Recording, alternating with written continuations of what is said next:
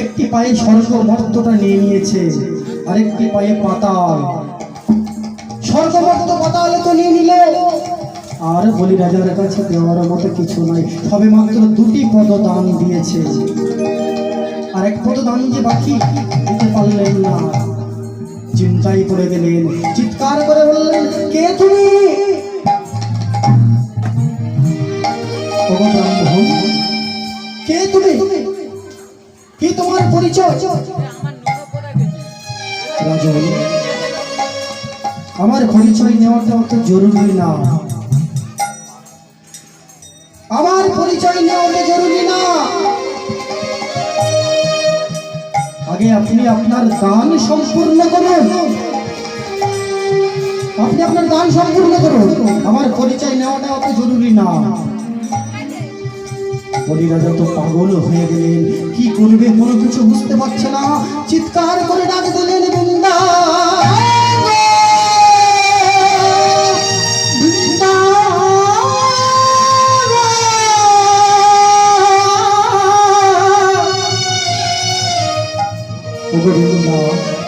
হে বৃন্দা?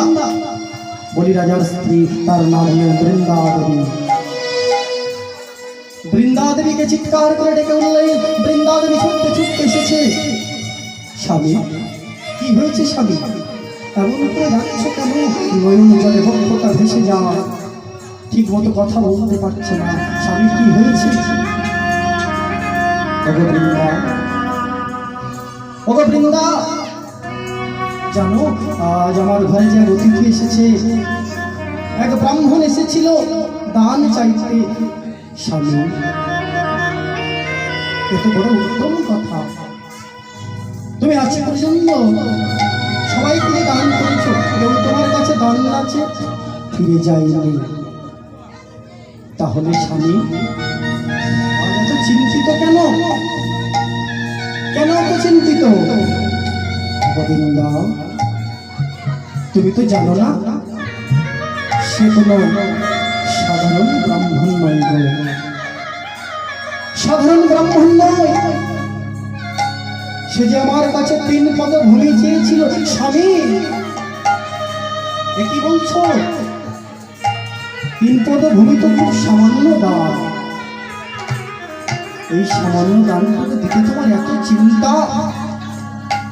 গোবিন্দা, চিন্তা তো এটাই যে দানটি হয়তো সামান্য, কিন্তু সেই মানুষটি কিন্তু সামান্য নয়। কেমন জানো বৃন্দা, আমি শিকার হয়েছিলাম 3 পদ ভূমি দান করব, কিন্তু 2 পদ ভূমিতে 2টি পায়ে সে স্বর্গমর্ত পাতালটা নিয়ে নিয়েছে, আর দেওয়ার মতো আমার কাছে কিছু নাই। কি বলছো স্বামী? বৃন্দা দেবী পুরোপুরি না বুঝতে পারলেও মা কিঞ্চিৎ হলেও অনুভব করলেন যে এ তো সাধারণ ব্রাহ্মণ নয়। স্বামী, যাব সেই ব্রাহ্মণের কাছে যাব। বৃন্দা, আমি যে অপরাধী হয়ে যাব, আমি যে অপরাধী, আমাকে ইতিহাস মিথ্যা কথা বলবে। আমি সাক্ষী ছিলাম যে আমি সব থেকে দানি রাজা। জগতের মানুষ আঙুল তুলে বলবে বলি রাজা দান দিতে পারেনি, বলি রাজা অপরাধী। স্বামী, তুমি ভেবো না, তুমি হলে স্বামী, আমি হলাম তোমার সহধর্মিনী, তোমার অর্ধাঙ্গিনী, তোমার পত্নী। ও মায়েরা, পত্নী কাকে বলে গো? একটু জেনে রাখুন। আদর্শ স্ত্রী কাকে বলে? যে স্ত্রী সংসারে ভালো রান্না বান্না করে সে কিন্তু আদর্শ স্ত্রী না। যে স্ত্রী বাড়ির সবাইকে ভালোবাসে, যত্ন করে, সে আদর্শ স্ত্রী নয়। আদর্শ স্ত্রী যে ভালো সন্তানদের লালন পালন করে, পড়াশোনা শেখায়, সে আদর্শ স্ত্রী না। যে মোবাইলে ফেসবুক, হোয়াটসঅ্যাপ, ইনস্টাগ্রাম করে, তারা কিন্তু আদর্শ স্ত্রী না। তবে আদর্শ স্ত্রী কারা? না, যারা যে মায়েরা স্বামীর হাতটা ধরে, পরিবারের মানুষজনকে হাতটা ধরে ভগবানের চরণে নিয়ে যায়, হরিবাসরে এনে বসে, তারাই হলেন আদর্শ স্ত্রী।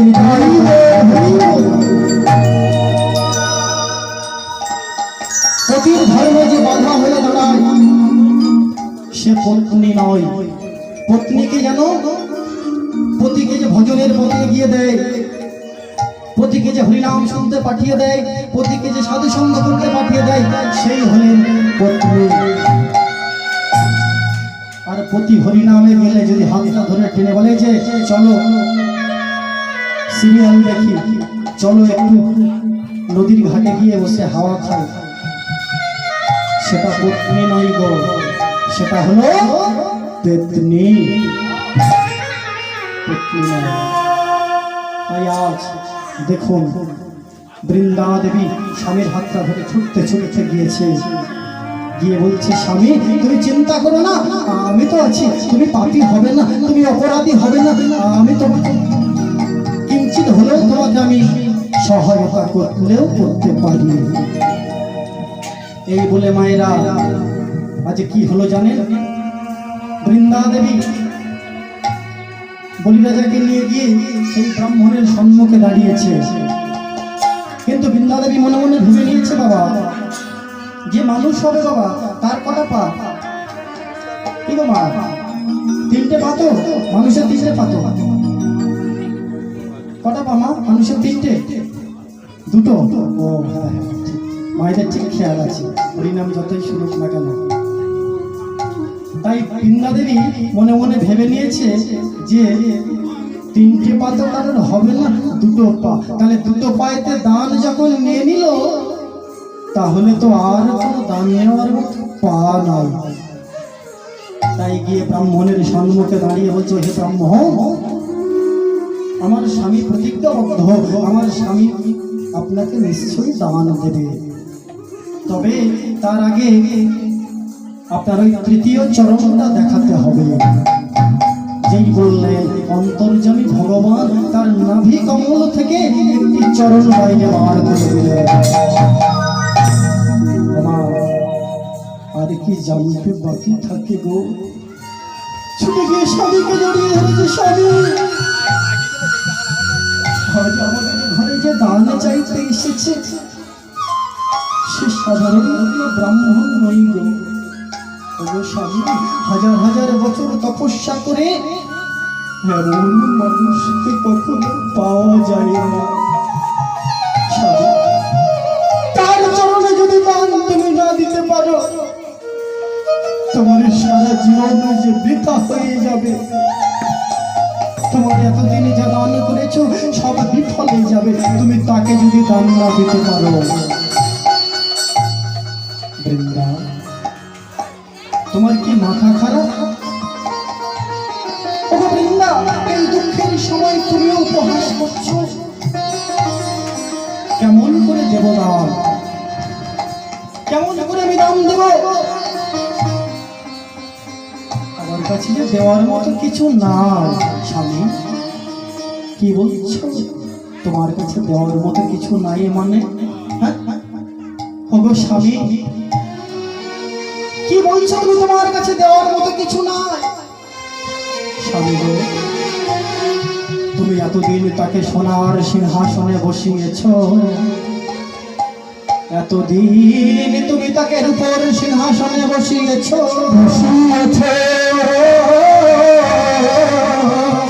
কত ফল মূল মিষ্টান্ন নিয়ে তার চরণে নিবেদন করেছ, কিন্তু স্বামী গো, তুমি যেটা সবার আগে দেওয়ার কথা ছিল সেটা এখনো তাকে তুমি দিতে পারো না। ওগো স্বামী, যেটা সবার প্রথমে দেওয়া দরকার ছিল তুমি সেটা দিতে পারোনি। তুমি এতদিন তাকে ভালো ভালো ফল মিষ্টি দিয়ে সেবা দিয়েছো, সোনার সিংহাসন রূপর সিংহাসনে বসিয়েছো, কিন্তু স্বামী গো, সেই মূল্যবান সম্পত্তি যে তোমার কাছে রয়ে গেছে তুমি সেটা যদি না দাও তোমার এই জন্ম যে বৃথা হয়ে যাবে।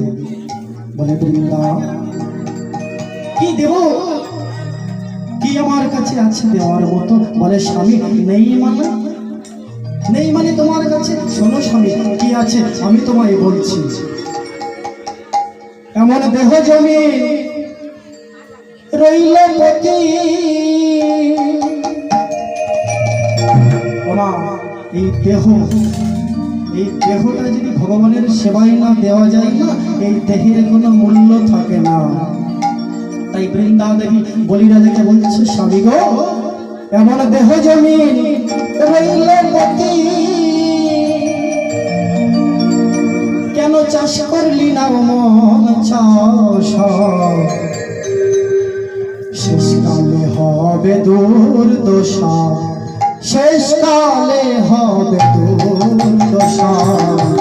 তোর দেহ জমি থাকরা পতি, দেহ জমি রইলা পতি, কেন চাষ করলে তোমার আশা?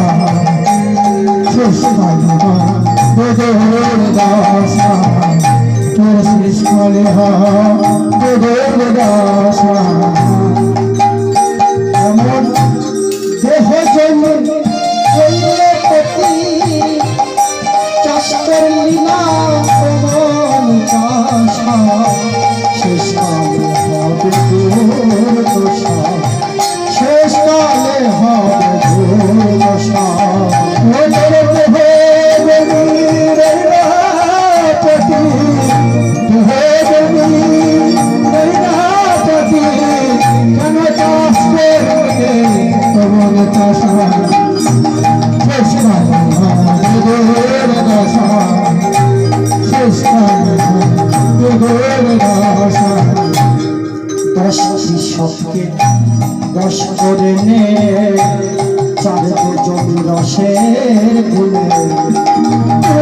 10 কৃষকে 10 করে নে,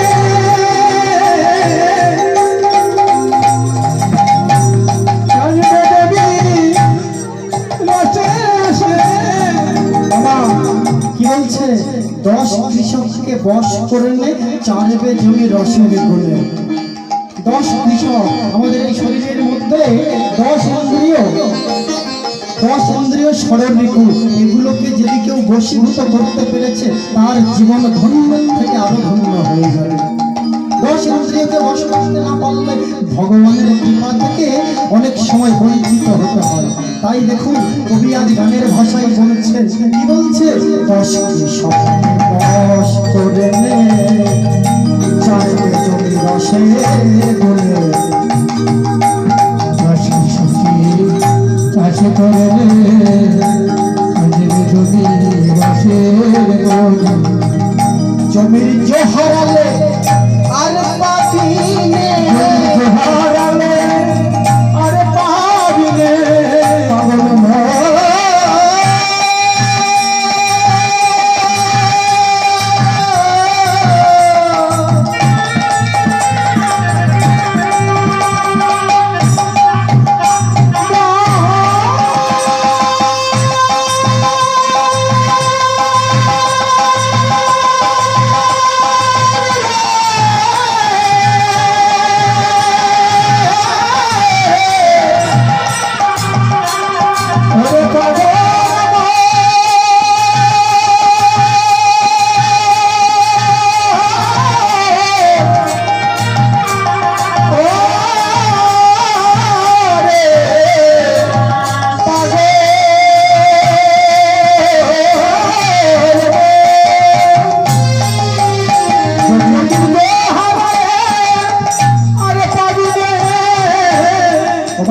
কি বলছে?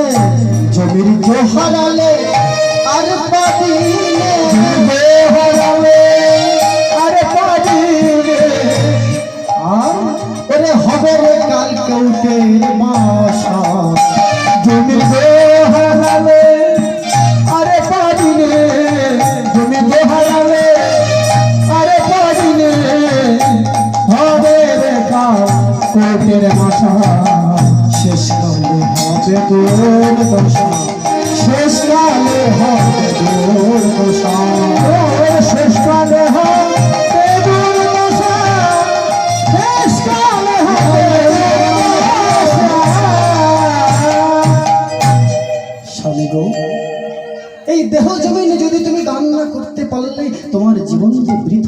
যাবে।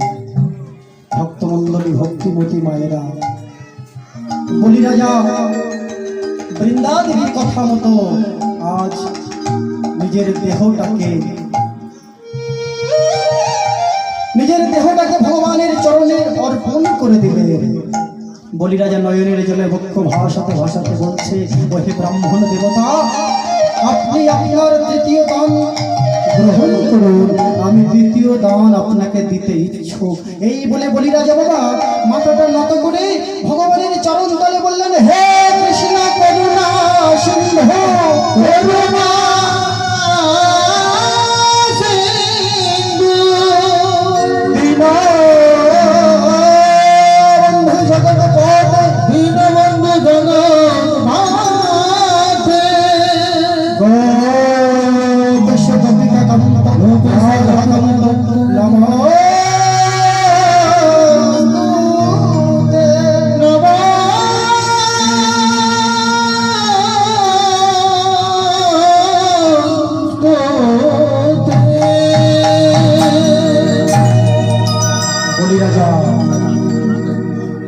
ভগবানের চরণের তলায় স্থান পেয়ে গেলে।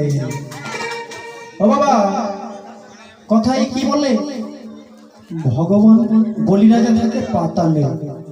কি বাবা, পাতালে? কিন্তু না, কথাটা ভুল। মুখস্থ বিদ্যা সাপ্লাই দিলে হবে না। আমি প্রথমেই বলবো,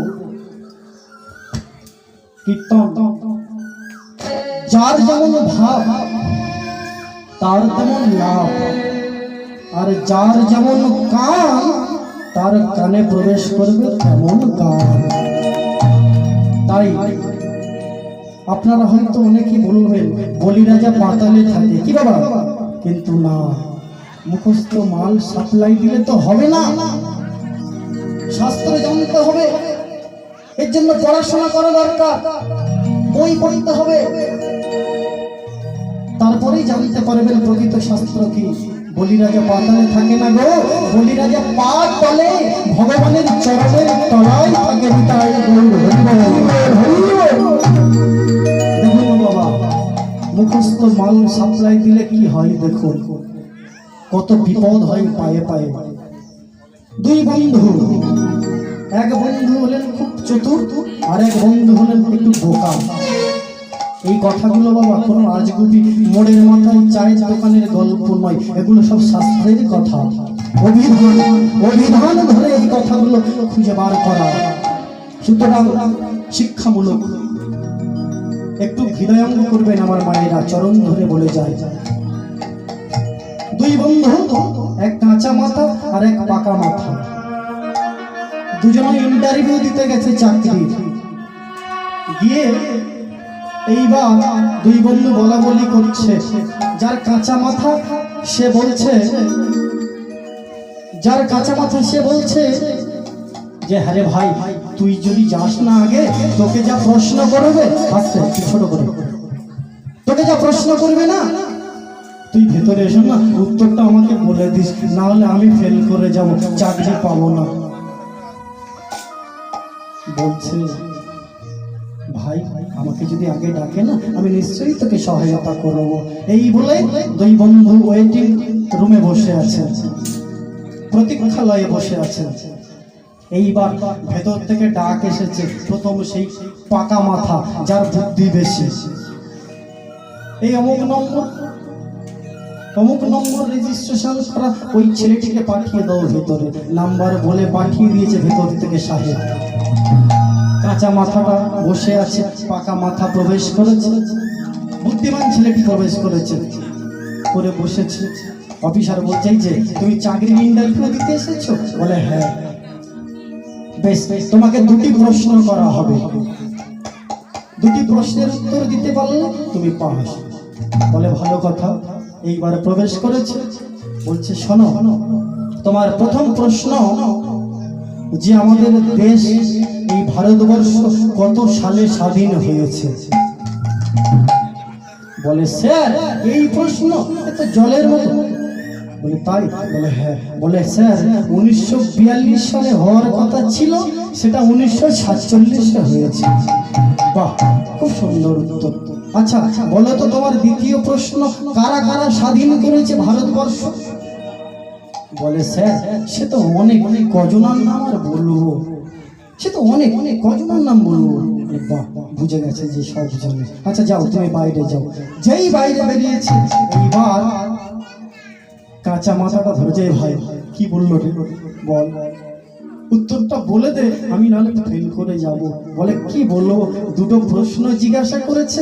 প্রথম প্রশ্নের উত্তর হলো 1942 হওয়ার কথা ছিল, 1947 হয়েছে ভারতবর্ষ স্বাধীন। আর দ্বিতীয় প্রশ্ন বলে কজন ছিল ভারতবর্ষ স্বাধীন করলো? বলে সে অনেক কজনের নাম আর বলবো। তাহলে কি হলো দুটো উত্তর?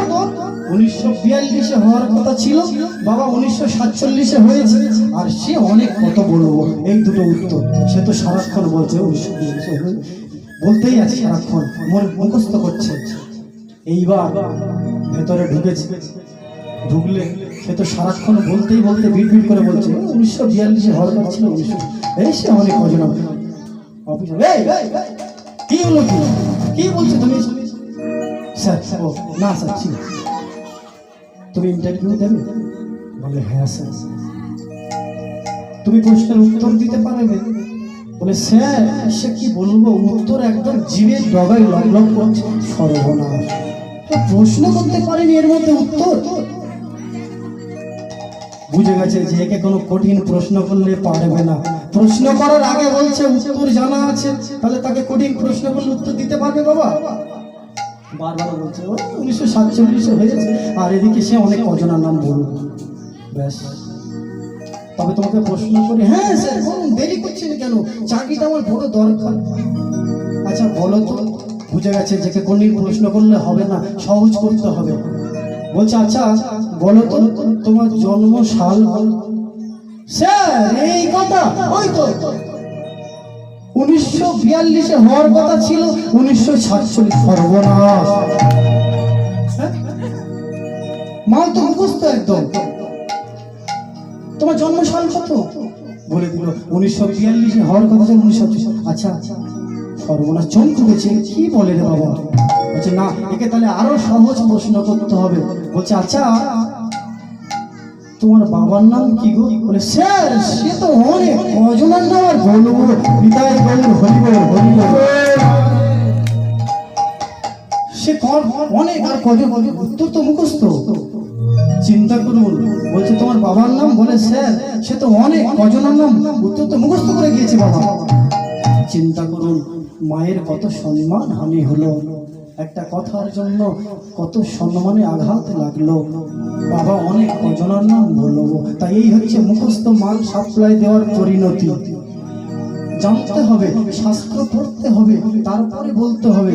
হুটহাট আজগুবি এখন ইউটিউব থেকে বাবা হাজার হাজার কীর্তন কপি হচ্ছে, কিন্তু সেই সব তো গাইলে হবে না।